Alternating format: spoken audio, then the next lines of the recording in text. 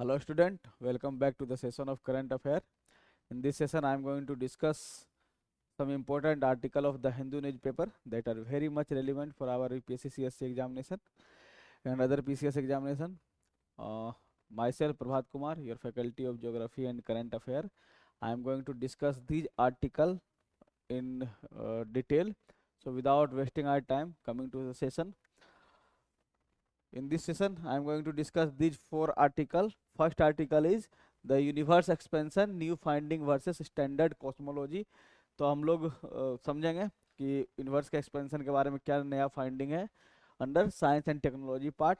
Second is defence acquisition council approval for capital acquisition. तो हम समझेंगे डिफेंस एक्विजिशन काउंसिल क्या है. ओके, इसके बारे में थोड़ा डिटेल से जानने की कोशिश करेंगे. And third one is India New Zealand free trade agreement that is FTA जो साइन हुआ है. इसके बारे में समझेंगे. हम लोग एक दिन और डिस्कस किए हैं India New Zealand free trade agreement के बारे में और we will cover it under international relation. And last one is reform express 2025 India's quiet but cumulative governance push. तो हम लोग समझेंगे 2025 में बहुत सारा गवर्नमेंट ने बहुत सारे मेजर्स लिए हैं रिफॉर्म करने के लिए. तो वो सब डिटेल में थोड़ा समझने की कोशिश करेंगे सारे मेजर्स को. ओके, सो ये है हमारा टॉपिक और इन टॉपिक को हम लोग डिटेल एनालाइज करते हैं अगले स्लाइड में. So before moving toward the next part of news analysis, there is an announcement that our prelims follow batch is now running smoothly. Those who are interested can take the benefit of this batch. As you know, हम लोग more than 50 question directly hit किए हैं इन prelims previous year prelims examination, so you can take the benefit of it. आते हैं first article पे. A twist in the tale, are scientist wrong about dark energy. तो हम लोग dark energy के बारे में बहुत बार डिस्कस कर चुके हैं इन करंट अफेयर सेशन में ही. आज हम लोग समझेंगे कि डार्क एनर्जी से रिलेट करते हुए यूनिवर्स एक्सपेंशन का थ्योरी जो हम जानते थे, है ना, जो एडविन हबल्स ने दिया था, उसके बारे में कुछ नया फाइंडिंग आया है. तो समझते हैं universe expansion new finding versus standard cosmology है क्या. तो cosmological discoveries often reveal that the universe behaves in ways beyond human intuition. And a recent study from Yonsei University, South Korea का यूनिवर्सिटी है, suggest that the expansion of the universe is slowing down. तो हमने पहले जानते थे हम लोग कि आफ्टर बिग बैंग यूनिवर्स जो है एक्सपेंड कर रहा है और अभी भी उसका एक्सपेंशन चालू है. लेकिन रेट, इस स्टडी से पता चला है कि rate of expansion is now slowing down. So this challenges the widely accepted lambda cold dark matter that is ACDM model which predicts accelerating expansion. तो ACDM मॉडल पुराना मॉडल है जो ये जो प्रिडिक्ट करता है कि यूनिवर्स इज एक्सपेंसिंग, है ना, यूनिवर्स एक्सपेंड कर रहा है धीरे धीरे. लेकिन इसके अगेंस्ट में ये थ्योरी अभी जो न्यू फाइंडिंग है उसके हिसाब से इसको अपोज करता है अभी वाला फाइंडिंग है क्या. तो origin early expansion of the universe हम लोग जानते हैं कि यूनिवर्स को का ओरिजिन लगभग 13.8 मतलब लगभग 14 बिलियन ईयर एगो हुआ था after big bang. So the universe originated around 13.8 billion years ago from the big bang. Initially matter and energy emerge rapidly forming subatomic particle that is proton, neutron, electron, and later galaxies, stars and planets under gravitational attraction. So 1920 में Edwin Hubble confirm किया था कि हमारा universe जो है expand कर रहा है. So Edwin Hubble confirm that the universe is expanding. फिर डिस्कवरी ऑफ एक्सेलरेटेड एक्सपेंशन. तो सुपरनोवा एविडेंस 1998 से ये पता चला कि हमारा यूनिवर्स जो है एक्सपेंड कर रहा है with acceleration. So in 1998 astronomers studying type La supernova made a surprising discovery about 9 billion years after the big bang the universe expansion started accelerating. कहने मतलब है कि अभी से लगभग 4 बिलियन ईयर पहले तक, है ना, 5 मान के चलते हैं कि 5 बिलियन ईयर एगो, इस समय से यूनिवर्स जो है का एक्सपेंशन रैपिड हो गया था. So type La supernova were used as standard candles because of their assumed uniform brightness, and measurement of redshift shows galaxies moving away faster over time. फिर dark energy and cosmological constant आया। तो to explain acceleration scientist proposed dark energy. हम जानते हैं कि dark energy जो है mysterious force है, मिस्टीरियस एनर्जी है इन आवर यूनिवर्स, और पूरे यूनिवर्स का लगभग 70% क्या स्पेस को कंज्यूम करता है dark energy. So A mysterious force accounting for about 70% of the universe, and Albert Einstein had earlier introduced the cosmological constant in 1970. So dark energy is thought to have anti-gravity effect, countering gravity on cosmic scales. तो dark energy के बारे में हम लोग पहले भी discuss किए हैं। फिर लेकिन यूनिसी यूनिवर्सिटी का फाइंडिंग क्या है? तो यूनिसी study suggest the dark energy is weakening over time, है ना, धीरे धीरे डार्क एनर्जी वीक हो रहा है। The universe has entered a phase of decelerated expansion. So lead researcher professor Young Wook Lee stated that the dark energy evolves faster than previously thought. So finding aligns partly with data from the dark energy spectroscopic instrument। और उससे क्या हुआ कि type ला supernova में not भी perfect standard candles, मतलब जो हम लोग जिसको भी परफेक्ट स्टैंडर्ड कैंडल मान रहे थे, उन्होंने बोला कि टाइप ला सुपरनोवा में नोट भी है perfect standard candles, and their brightness में depend on the age of parent stars. तो इम्प्लीकेशन क्या होगा? यदि हम ये कंफर्म हो जाता है कि सही में यूनिवर्स का एक्सपेंशन डी एक्सिलरेट हो रहा है, तो क्या होगा? If dark energy is not constant, the ACDM model may need revision, and possible long term outcomes क्या होगा? तो continued slowing of expansion, eventual contraction of the universe, and potential big crunch scenario. So based on this discussion there is a question for you, try to solve it now. I am waiting for your answer guys.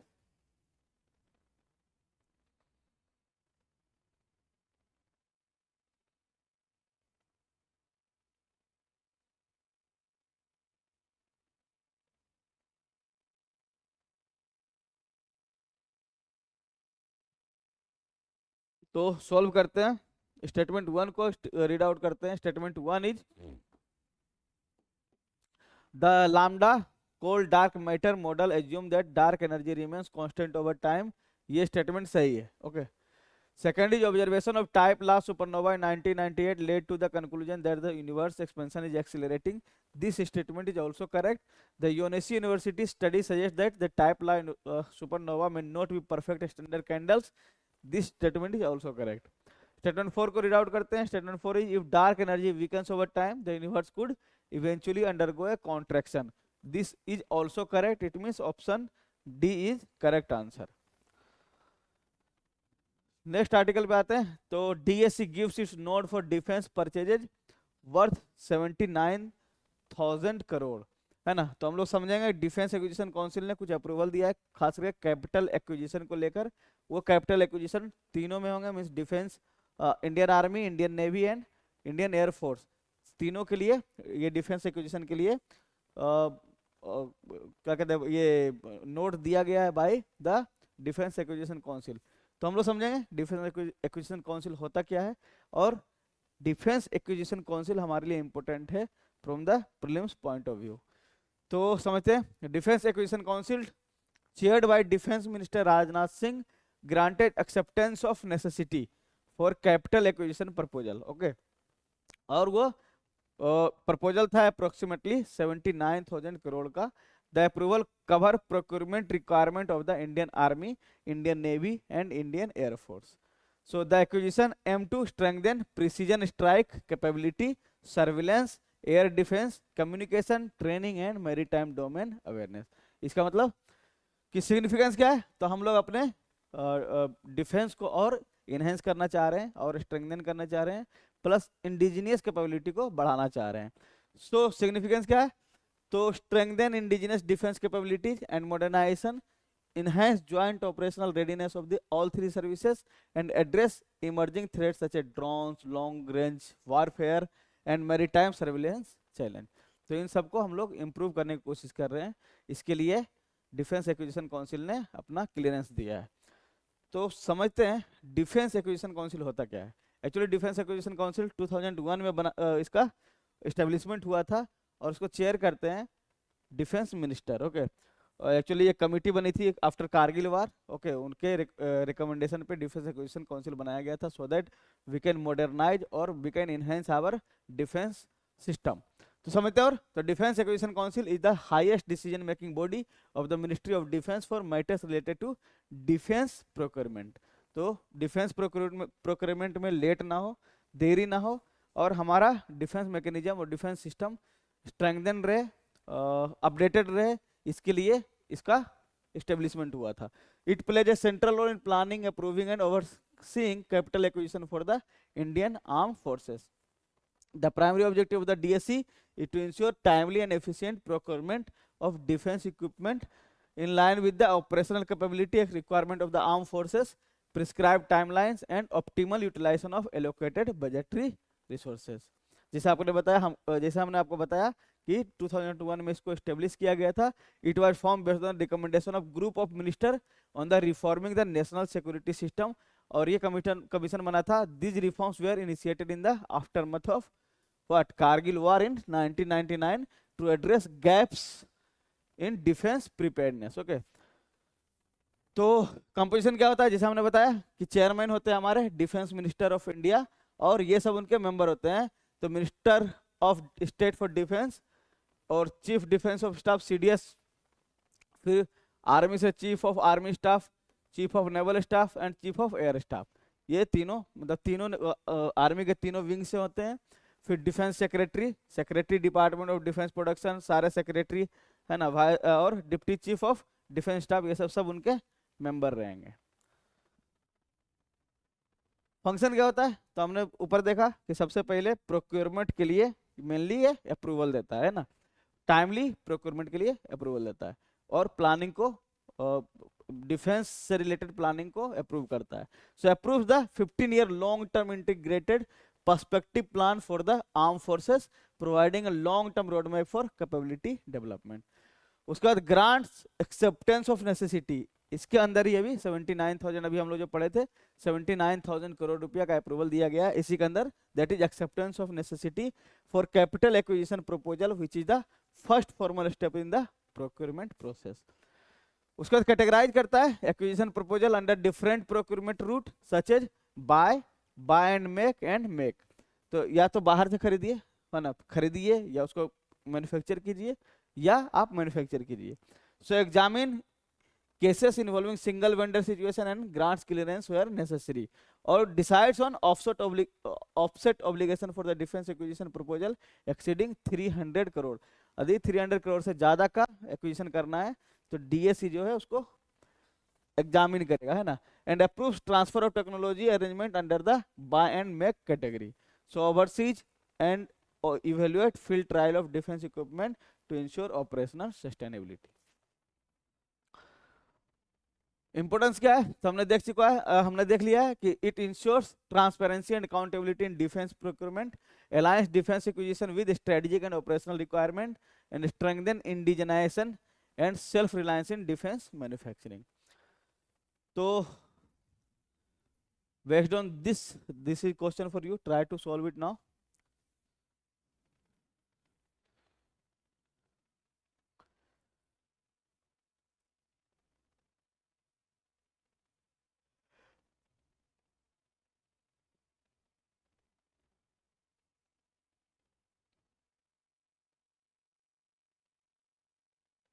चलो solve करते हैं इसको। तो statement 3 को read out करते हैं। Statement 3, granting acceptance of necessity for defence procurement proposal is one of the statutory function of the controller and auditor general. ऐसा नहीं है, इसका एक का नहीं बल्कि ये DSC का काम है ना। So statement 3 is incorrect, it means D, C and B is incorrect, it means option A is the correct answer. तो आते हैं, जैसे कि हम आपको पता है कि हमारा PSIR ऑप्शनल बैच 5 जनवरी से फ्रेश बैच स्टार्ट हो रहा है। So those who are interested can take the benefit of this batch. You can enroll in this batch by contacting our team on given detail. Okay. Secondly, आप लोग को मालूम है कि UPSC प्रीलिम्स का एग्जाम नजदीक आने वाला है। जो लोग भी प्रीलिम्स के एग्जाम में खासकर CSET वाला पेपर में प्रॉब्लम फेस कर रहे हैं, उनके लिए अपॉर्चुनिटी है कि आप CSET पेपर को इम्प्रूव कर सकते हैं by taking the benefit of our CSAT फोड़ो कंप्लीट मॉड्यूल बैच, ये अवेलेबल है ओनली 499 में। So you can take the benefit of this batches. आते हैं next article, what is the India New Zealand free trade agreement. हम लोग already India New Zealand free trade agreement के बारे में एक दिन और डिस्कस कर चुके हैं, अभी हम फिर से डिस्कस करेंगे, है ना, और समझेंगे कि India New Zealand free trade agreement में और क्या क्या है जो हमें जानने की जरूरत है। So India New Zealand concluded a free trade agreement in December 2025। Under the agreement New Zealand will impose zero duty on 100% of the Indian export. इसका मतलब न्यूजीलैंड का मार्केट ओपन है हमारे लिए, हम विदाउट एनी ड्यूटी हम एक्सपोर्ट कर सकते हैं न्यूजीलैंड को। और New Zealand has committed to $20 billion in foreign FDI in India by 2030 over 15 year. तो 2030 तक उन्होंने प्लान किया है, न्यूजीलैंड कमिट किया है कि इंडिया में FDI का इन्वेस्टमेंट होगा बाय 2030, कितना, लगभग $20 बिलियन का। The FTA represents a major step in India's strategy of trade diversification and global economic integration. तो क्या क्या बार्गेनिंग हुआ है और कमिटमेंट क्या क्या हुआ है। तो सबसे पहले market access and tariff liberalisation के लिए बात हुआ है। तो इंडिया क्या करेगा, receives duty free access for all export to New Zealand. हमने अभी देखा कि 100% मार्केट न्यूजीलैंड का ओपन है इंडिया के लिए। For New Zealand India will relax tariff on 95% of import from New Zealand, है ना। न्यूजीलैंड का 95% इंपोर्ट इंडिया में फ्री होगा, 5% पे इंडिया ने टैरिफ लगाया है। 57% of New Zealand products become duty free from day 1। FDI का कमिटमेंट देख लिया, $20 बिलियन FDI आएगा इंडिया में 15 ईयर तक। So key feature, firm clawback mechanism if investment target are not met within the agreed timelines and investment at skill development, employment generation and economic growth। इन तीनों field पे क्या होगा, हमारा FDI आएगा from New Zealand. So FDI coverage Spence about 118 sector with a strong focus on service and skill mobility। तो service trade and skill mobility के लिए क्या होगा, तो first time New Zealand has agreed to facilitate trade in Ayurveda, yoga, traditional medicine services. Provision क्या है, तो easier mobility for Indian skilled professional and support for youth, student and professional to live and work in New Zealand. तो New Zealand ने access provide किया है हमारे youth, student और professionals को, आप इंडिया में जाइए, वहाँ रह सकते हैं और आप वहाँ पे एम्प्लॉयमेंट या रोजगार कर सकते हैं। नेक्स्ट, इजियर मोबिलिटी प्रोवाइड किया है स्किल्ड प्रोफेशनल को, इंडिया की तरफ से जो स्किल्ड प्रोफेशनल है खास करके Ayurveda, yoga, traditional medicine system में, ये सबको उनको एक्सेस दिया गया है। India gains opportunity to supply skilled labour in IT professional, engineers, yoga instructor, Indian chef, music teacher, health care, education and construction. इन सारे फील्ड से जो लोग भी प्रोफेशनल हैं, खास करके स्किल्ड लोग हैं, वो सारे लोग वहाँ जाकर वहाँ मतलब न्यूजीलैंड में एक्सेस पा सकते हैं, वहाँ जाकर रोजी रोटी कमा सकते हैं, मीन्स रोजगार पा सकते हैं। अपॉर्चुनिटी फॉर इंडिया यूथ, तो enhanced student mobility and work permits allowing up to 20 hours of work per week while studying. यदि आप वहाँ पे पढ़ने जा रहे हैं तो पढ़ाई के साथ साथ 20 घंटे तक आप काम कर सकते हैं हर सप्ताह। मतलब मान के चलिए कि 3 घंटे पर डे, 3 या 4 घंटे per day. So extended post study work visas providing global exposure and employability. MSME and intensive labour intensive sector में क्या है, तो FTA boost MSME and employment generation in India, focus on labour intensive sector, है ना। Labour intensive sector पे focus किया जाएगा, mainly on textile and apparel, leather and footwear, James and jewellery, engineering goods and processed food product. लेकिन कुछ sector exclude किए गए हैं फ्रॉम द एग्रीमेंट। तो इंडिया के लिए जो सेंसिटिव सेक्टर है, खास करके एग्रीकल्चर एंड डेयरी प्रोडक्ट, उस सेक्टर को एक्सक्लूड किया गया है, वहां पे न्यूजीलैंड के प्रोडक्ट को एक्सेस नहीं दिया गया है। So India has refused market access to protect domestic farmer and MSME and excluded sector includes dairy product and agricultural product. तो डेयरी प्रोडक्ट में such cheese, milk, butter, cream, yoghurt, ये सब and onion, sugar, edible oil, spices and rubber, ये सबको exclude किया गया है। So this safeguard India from competition with one of the world largest dairy exporter. तो New Zealand हम जानते हैं कि न्यूजीलैंड, ऑस्ट्रेलिया, ये सब सब क्या है, one of the world's largest dairy exporter है। तो वहाँ से वहाँ वहाँ के एक्सपोर्ट से हमारे किसानों को बचाने के लिए ये स्टेप लिया गया है कि इन सारे प्रोडक्ट को इस एफटीए से बाहर रखा गया है।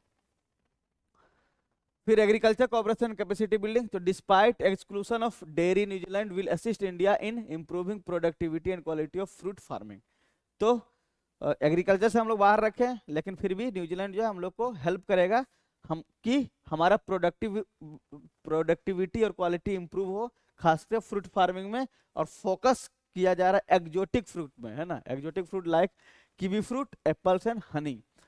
इनिशिएटिव क्या क्या है, तो centre of excellence, improved planting material, capacity building for farmers, technical support for orchard management, better post-harvest practices, strengthened supply chain and enhanced food safety standards. तो strategic importance क्या है एफटीए का, तो FTA is not merely a trade deal but a framework for long-term cooperation and it reflects India's intent to expand its global economic footprint and integrate into global value chain. So the agreement was concluded in record 9 months, okay, and serve as a gateway to Oceania and Pacific Island countries और market, okay, है ना। तो Oceania का हम जानते हैं कि Australia से सटा हुआ वाला जो रीजन है, ईस्ट रीजन में ओशियानिया है, और पैसिफिक आइलैंड मार्केट जो भी है वहाँ पे हम लोग अपना प्रोडक्ट को पहुँचा सकते हैं। तो इकोनॉमिक कॉन्टेक्स्ट ऑफ न्यूजीलैंड, तो New Zealand is high economic high income economy with per capita income लगभग $50,000 का है। इंडियन डायस्पोरा कितना है, 5% ऑफ पॉपुलेशन न्यूजीलैंड का इंडियन डायस्पोरा से भरा हुआ है and it is approximately 3 lakh people. This enhances cultural exchange, people to people ties and India soft power diplomacy. Trade expansion, तो करंट बायलैटरल ट्रेड है कितना 1.3 बिलियन का, और टारगेट है हमको इस ट्रेड को डबल करने का, so doubling trade within 5 years. Gender inclusive negotiation process, तो इस नेगोशिएशन प्रोसेस में सारे विमेन लेड प्रोसेस था। तो FTA is notable for being negotiated and concluded entirely by a women led team and from the chief negotiator to the ambassador to New Zealand. तो why India is accelerating FTA, हम जानते हैं कि अभी इस साल खासकर 2025 में हमने देखा कि हमारे ऊपर टैरिफ लगाया गया फ्रॉम यूएसए, है ना। उसके कारण हम अपना मार्केट को डाइवर्सिफाई करने की कोशिश कर रहे हैं सो दैट हम किसी कुछ ही कंट्री पे डिपेंडेंट ना रहें और हमारा एक्सपोर्ट बास्केट एक्सपेंड हो, है ना। इसके कारण हम लोग बहुत सारे कंट्री के साथ बायलैटरल ट्रेड साइन कर रहे हैं ताकि हमारा एक्सपोर्ट बास्केट किसी मेजर कंट्री पे डिपेंडेंट ना रहे। So trade diversification strategy, India is engaging more deeply with Pacific region, West Asia and Africa. Objective क्या है, to reduce dependence on traditional market like EU, US and China, हमने जैसा अभी discuss किया। दूसरा अलाइनमेंट विद डोमेस्टिक पॉलिसी, तो हमारा FTA जो है जिसके साथ भी एफटीए साइन कर रहे हैं वो अलाइन करता है with initiative such as Make in India and production linked incentive scheme. तो ये जो हमारे 2 स्कीम चल रहे हैं, Make in India scheme and production linked incentive scheme, इस पॉलिसी के साथ हमारा एफटीए अलाइन करता है बिकॉज हमें यदि हम प्रोड्यूस करते हैं इन इंडिया तो हमें मार्केट चाहिए उसको एक्सपोर्ट करने के लिए। एम क्या है, तो स्ट्रेंथन मैन्युफैक्चरिंग, इनेबल टेक्नोलॉजी के transfer and integrate Indian industry with global value chain. Geopolitical and strategic mortification क्या है, तो India is pursuing FTA with Russia, Oman, United kingdom and New Zealand and reflects India push for strategic alliance and economic diplomacy. क्यों, तो US trade policy का हमारे ऊपर impact पड़ रहा है। So US impose steep tariff affecting Indian exports and India US bilateral trade stand at $132 billion. Indian export to the US declined, इस साल डिक्लाइन किया है, सितंबर में 12% था और अक्टूबर में वो घट के लगभग 8.5% पे पहुंच गया है। So India US FTA talks stall due to India refusal to open agriculture and dairy sector. So this has accelerated India search for alternative partner. Okay, alternative trade partner के लिए हम लोग सर्च कर रहे हैं। इसके लिए हम लोग बहुत सारे कंट्री से हम लोग देखेंगे अगले कुछ स्लाइड के बाद कि हमने ओमान के साथ भी एग्रीमेंट साइन किए हैं। अभी कुछ दिन पहले हमारे प्रधानमंत्री अफ्रीकन कंट्री का विजिट पे थे, वहाँ पे हम लोग भी कुछ नेगोशिएशन किए हैं रिलेटेड टू ट्रेड। तो ये सब ये डिस्कशन था। तो based on this discussion, this is question for you guys, try to solve it. I am waiting for your answer.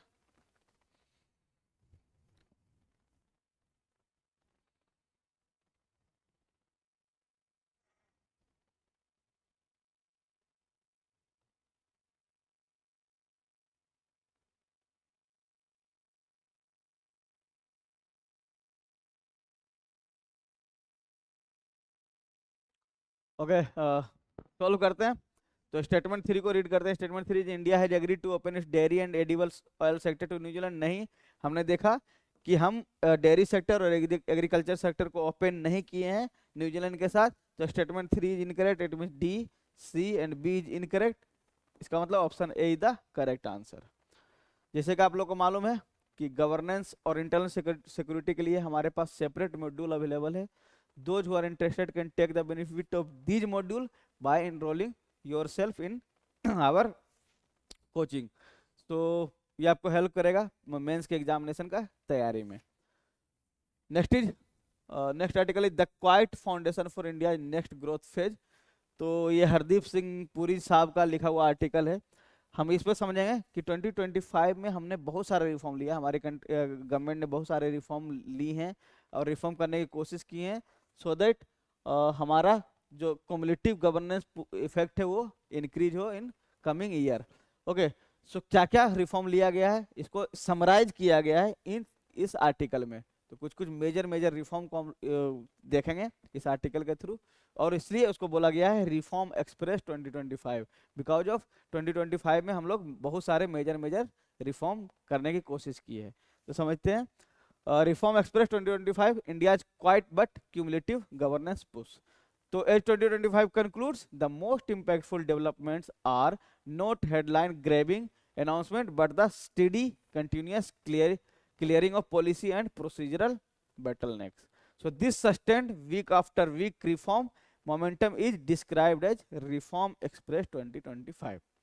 So the focus is on predictability, credibility and execution rather than one-off reform. तो क्या क्या लिए गए समझते हैं। तो micro economic milestone and global standing. तो सबसे पहले समझते हैं कि इंडिया जो है 4th लार्जेस्ट इकोनॉमी बन गई in the world. So India nominal GDP cross $4.1 trillion, है ना, surpassing Japan to become the 4th largest economy in the world. Standard and Poor's के हिसाब से सॉवरेन क्रेडिट रेटिंग जो है उसको इंप्रूव कर दिया गया, बी है ना, देकर after 18 years. So this reflects confidence in the durability of India's macroeconomic fundamentals. In a globally uncertain environment marked by political instability, India's stable leadership enhances the credibility of reforms. उन्होंने और बताया कि credible reforms help convert private sector caution in long term private investment. तो performance समझते हैं इस साल कैसा रहा हम लोग का। तो trade performance and digital trade facilitation. तो इंडिया टोटल एक्सपोर्ट रीच्ड कहां तक पहुंचा है, लगभग $825 billion in 2024 and 2025, growing by over 6% annually. इसका मतलब हम लोग, हमारा एक्सपोर्ट जो है हर साल लगभग 6% से बढ़ रहा है, ये अच्छा बात है। To support rising trade volume the government introduced की digital platform.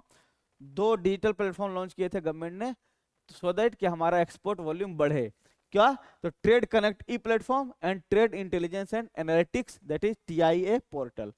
Okay, next is हम लोग ट्रेड को और इनहेंस करने के लिए हम लोग ट्रेड एग्रीमेंट साइन किए हैं। मार्केट एक्सेस को इंप्रूव करने के लिए हम लोग बहुत सारे कंट्री के साथ ट्रेड एग्रीमेंट साइन किए हैं। उसमें मेजर है India UK, India Oman and India New Zealand free trade agreement. हमने अभी तुरंत देखा इंडिया न्यूजीलैंड के बारे में। इंडिया यूके और इंडिया ओमान, अभी जो हमारे प्राइम मिनिस्टर 3 कंट्री विजिट पे थे, ओके, वहां पे इंडिया ओमान के साथ सेपा साइन किया गया था। तो expanded duty free access for India's goods and created clear pathway for services trade and skill mobility. Oman में क्या हुआ था, strengthen strategy corridor for goods service and investment, और ये सेपा साइन हुआ था इन दिसंबर 2025, अभी करीब 10-12 दिन पहले। इंडिया न्यूजीलैंड हम लोग देख चुके हैं। स्टार्टअप इकोसिस्टम और डिजिटल कॉमर्स एक्सपेंशन के लिए गवर्नमेंट ऑफ इंडिया ने क्या की है इस साल।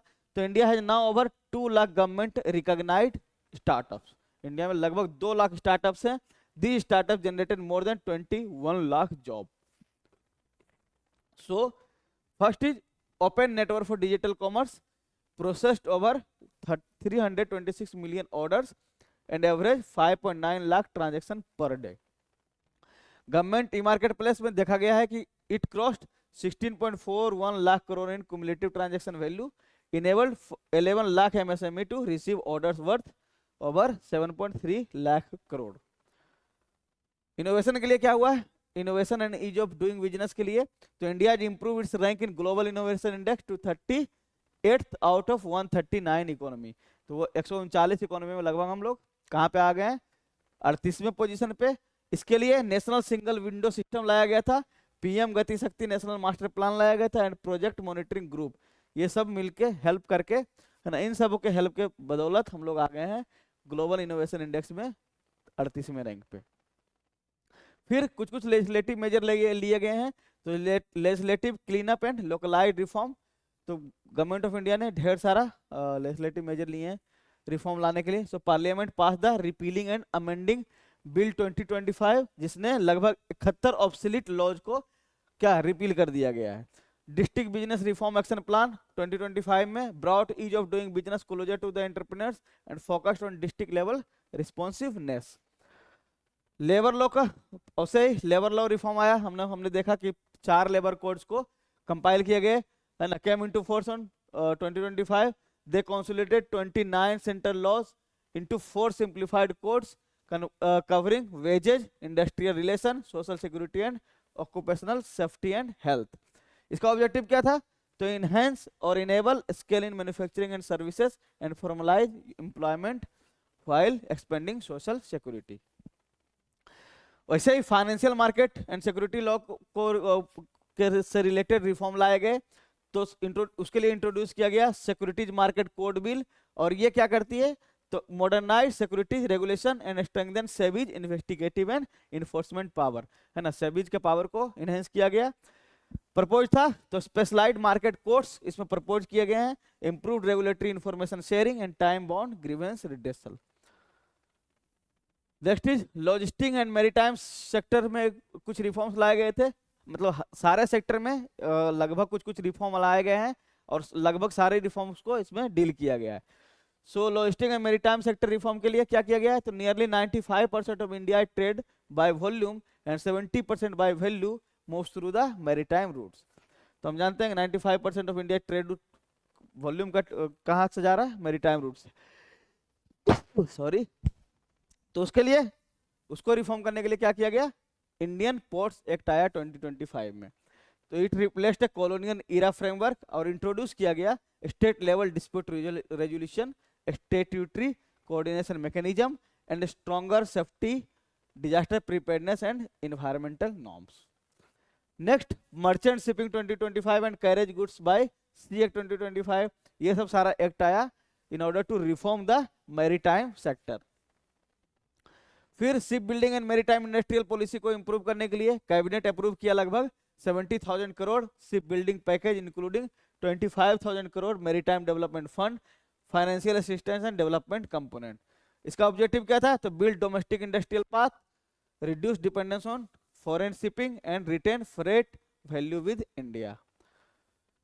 फिर एनर्जी सेक्टर रिफॉर्म के लिए खासकर ऑयल गैस एक्सप्लोरेशन के लिए तो oil field regulation development amendment act आया 2025 में, पेट्रोलियम नेचुरल गैस रूल्स 2025 में लाया गया, सो दैट आप ऑयल गैस के एक्सप्लोरेशन और ऑयल गैस का मैन्युफैक्चर क्या बोलते हैं ये प्रोसेसिंग में हम इंप्रूव कर सकें. So reduce investor risk by ensuring stability of contractual terms and introduce a single petroleum lease across the project lifestyle.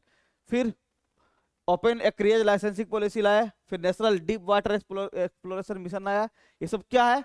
ये सब ऑयल गैस सेक्टर को एक्सप्लोर करने के लिए और उसके एक्सप्लोरेशन कैपेसिटी को और उसका इफिशिएंसी को इनहेंस करने के लिए गवर्नमेंट ऑफ इंडिया ने ये सब रूल्स फ्रेम किए.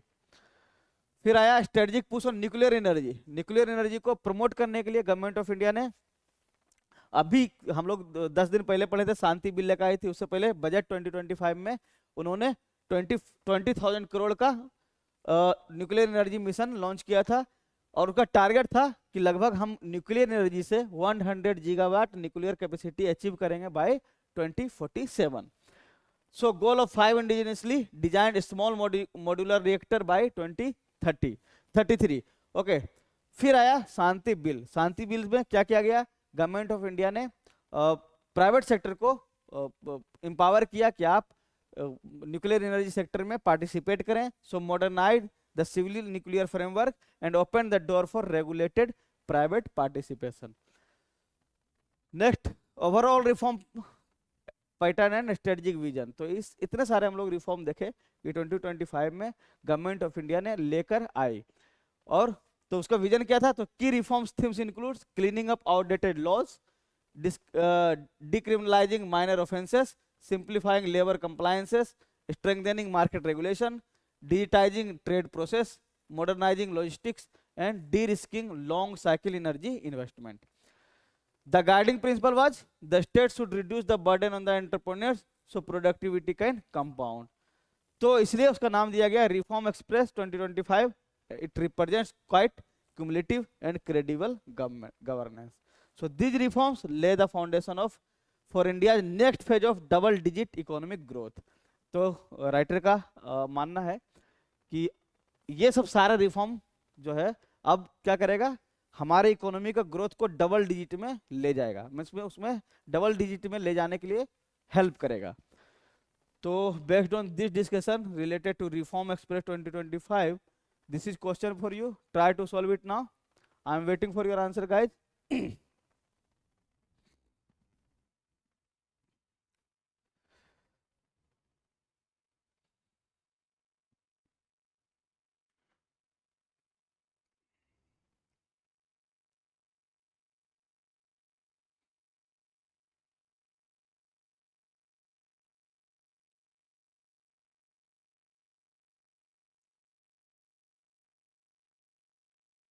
Okay, now I am going to solve it. Statement 3 को read out करते हैं. Statement 3 is the Securities Market Code will proposes weakening SEBI's enforcement power in order to reduce regulatory burden. नहीं है ना, हमने इसमें देखा कि SEBI के regulatory power को और increase किया गया by bringing Security Market Code Bill 2025. So statement 3 is incorrect. It means D, C and B is incorrect. इसका मतलब option A is the correct answer.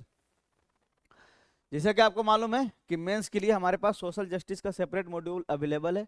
Those who are interested can take the benefit of this module by contacting our team and you can contact with us by given detail. Next is, जैसे कि आपको मालूम है prelims के लिए prelims का exam नजदीक आने वाला है, उसके लिए हमारे पास prelims follow test series available है, वो भी ओनली 999 में. So those who are interested can take the benefit of this test series. Okay, so that's all for the day, guys. Bye bye, take care, see you tomorrow.